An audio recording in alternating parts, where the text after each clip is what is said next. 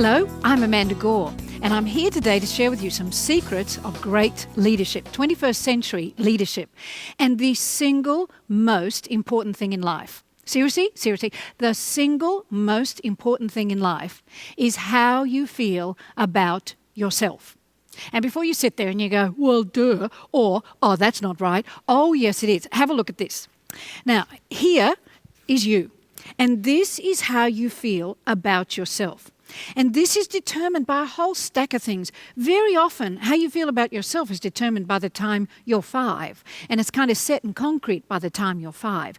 And it's influenced by your parents, your siblings, by teachers, by total strangers, by other people in your family, by your schoolmates, anybody that has some kind of influence. I remember I was in Greece when I was about 23, and I thought life was perfect when I was 23.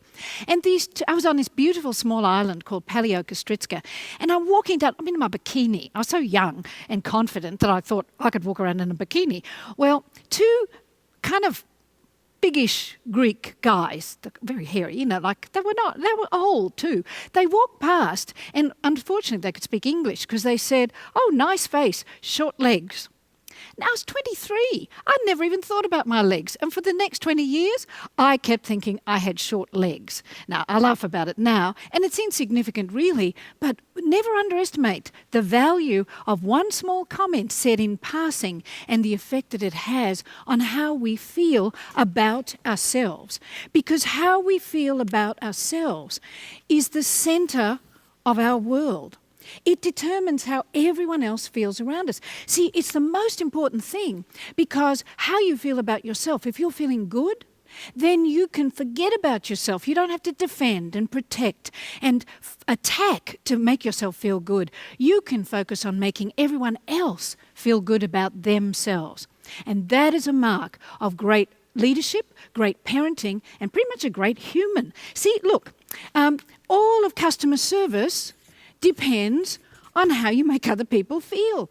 They can ring up and have a real problem with something that's your product or one of your people, but if you can relate to them and make them feel good about themselves, then the problem isn't a problem anymore. You can resolve it, and they feel better about you.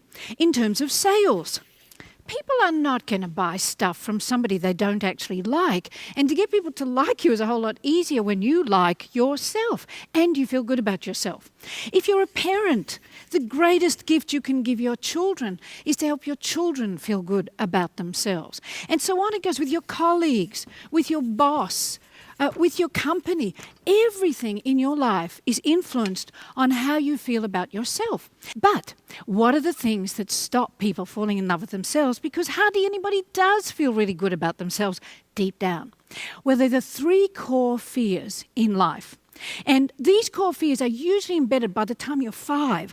And no matter how great a parent you had, no parent wakes up and goes, oh, how can I destroy my child's life today? We don't do that on purpose, it just happens. And no matter how hard you're trying to do a great job. And it's because, I might add, that we have toddler thinking.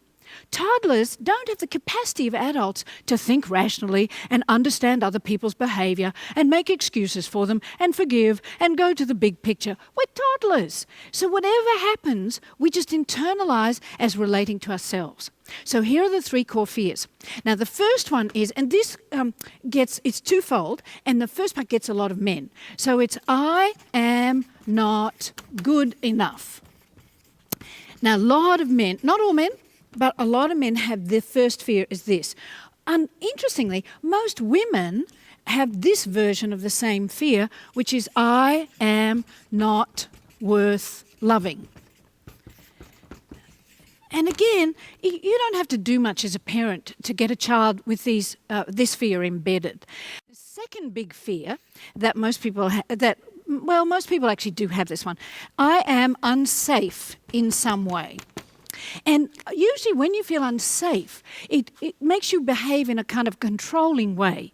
And I didn't realise this one either until my wonderful husband, long-suffering husband, kept saying to me, you're such a control freak. And of course I'm going, I'm not a control freak, you're the control freak. Well, no, you're the control freak. Look in a mirror.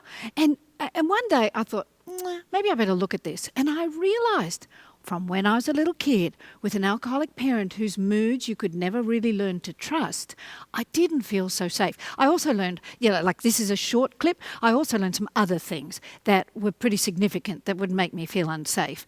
And so I had to look at it because there were areas in my life that I was behaving in a very controlling way unnecessarily with my husband and with other people. But I was desperately trying to make myself feel safe.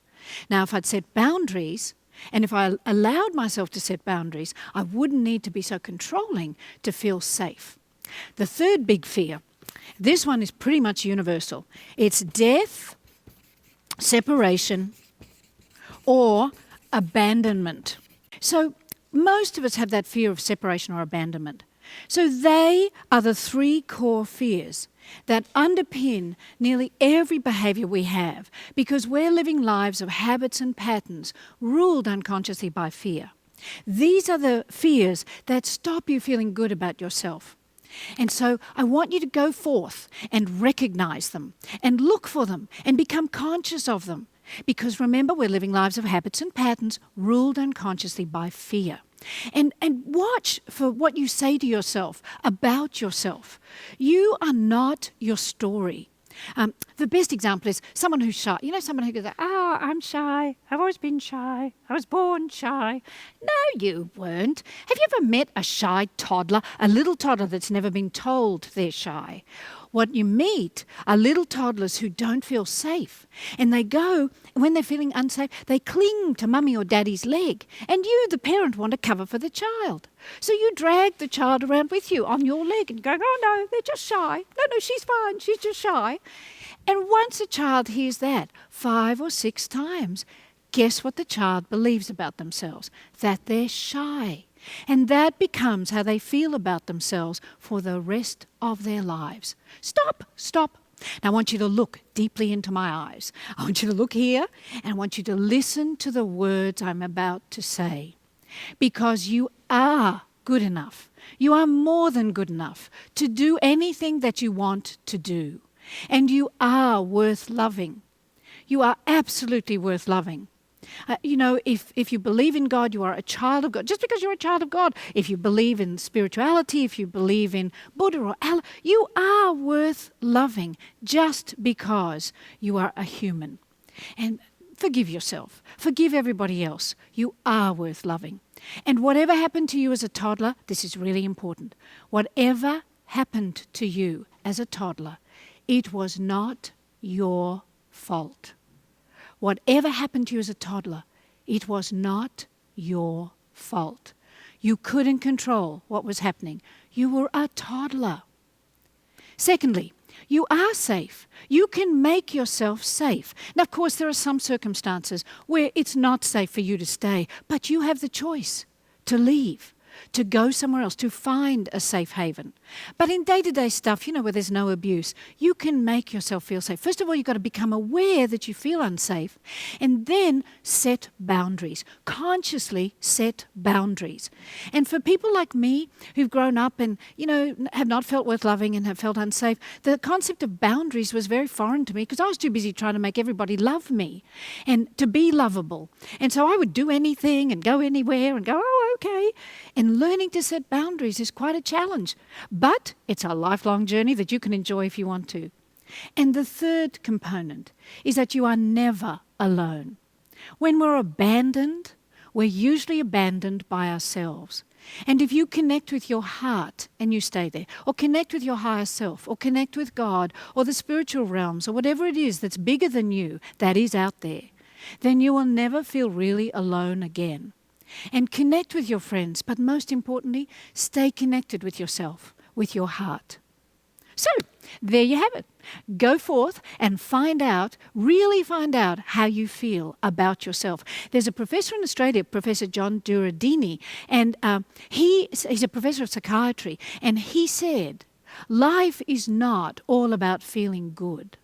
Life is about being good at feeling. Go forth, find out how you feel about yourself. Become very good about finding out when you feel good or not. Then explore the fears that underlie those feelings. And you're going to have a great life. Yay! Bye.